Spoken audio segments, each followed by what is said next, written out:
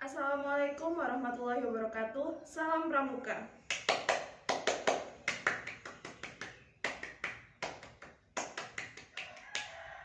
Baik, bagaimana kabar kalian hari ini? Alhamdulillah baik. Ada yang tidak masuk hari ini? Sebelum kita memulai pembelajaran kita hari ini, marilah kita berdoa dulu ya. Berdoa menurut keyakinan kita masing-masing, berdoa mulai. Hari ini kakak akan menjelaskan tentang cara mengolah dan memilah sampah. Ada yang tahu pengertian dari sampah? Sampah adalah sisa buangan dari suatu produk atau barang yang sudah tidak digunakan lagi, tetapi masih dapat didaur ulang menjadi barang yang bernilai. Jadi, sampah dibagi menjadi dua, yaitu yang pertama, sampah organik, dan yang kedua, sampah anorganik. Sampah organik bisa dikatakan sebagai sampah ramah lingkungan, bahkan sampah bisa diolah kembali menjadi suatu yang bermanfaat bila dikelola dengan tepat.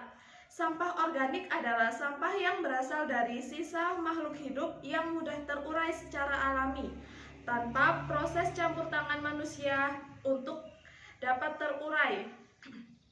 Tetapi sampah bila tidak dikelola dengan benar akan menimbulkan penyakit dan bau yang kurang sedap, hasil dari pembusukan sampah organik yang cepat.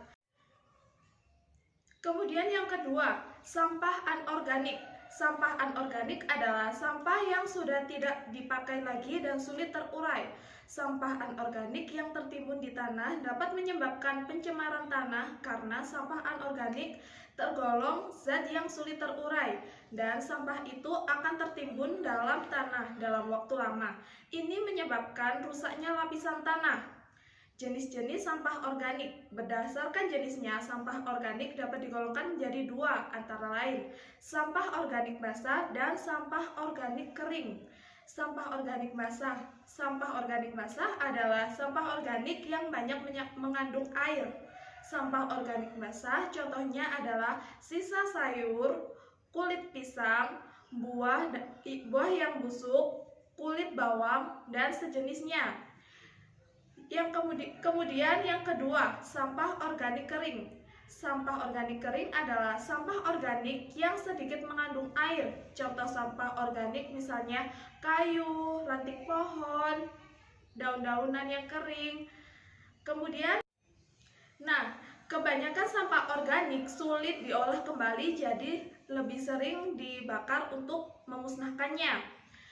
Contoh sampah organik. Contoh dari sampah organik adalah nasi, kulit buah, sayuran busuk, ampas teh, kopi, bangkai hewan, kotoran hewan.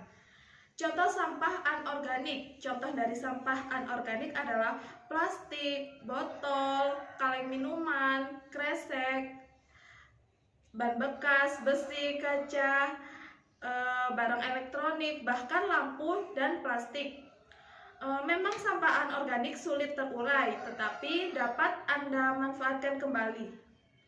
Kemudian manfaat-manfaat sampah anorganik dan organik. Sampah organik memiliki banyak manfaat. Ini bisa menjadi sumber pemasukan bila diolah dengan bermanfaat.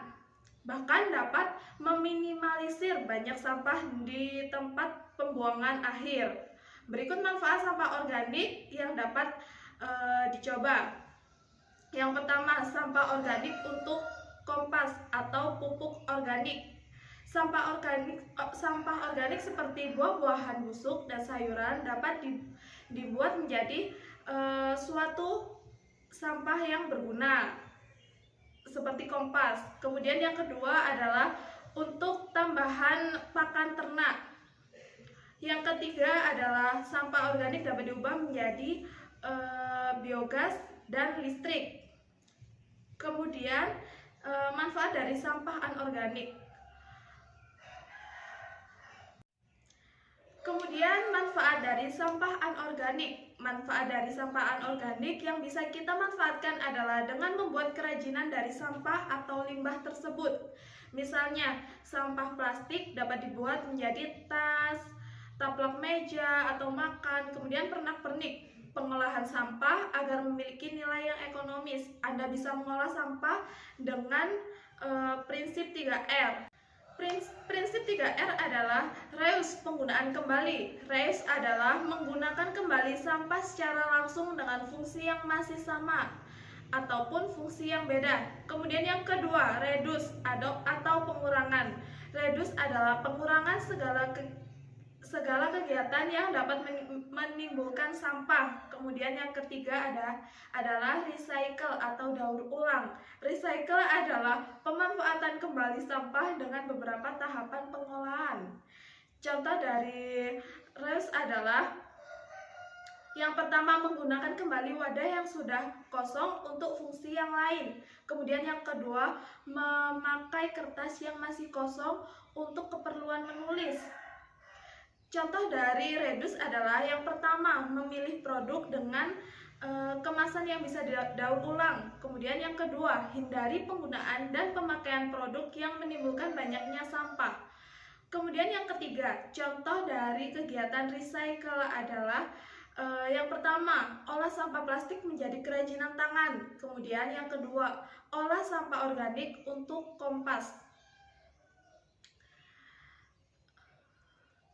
Manfaat dari daur ulang adalah yang pertama, penghematan sumber daya alam. Kemudian yang kedua, penghematan energi. Yang ketiga, penghematan lahan TPA. Yang keempat, lingkungan menjadi lebih asri. Dan yang kelima adalah pengurangan biaya belanja. Demikian pembelajaran kita hari ini. Agar kalian tetap semangat, marilah kita bernyanyi dulu ya.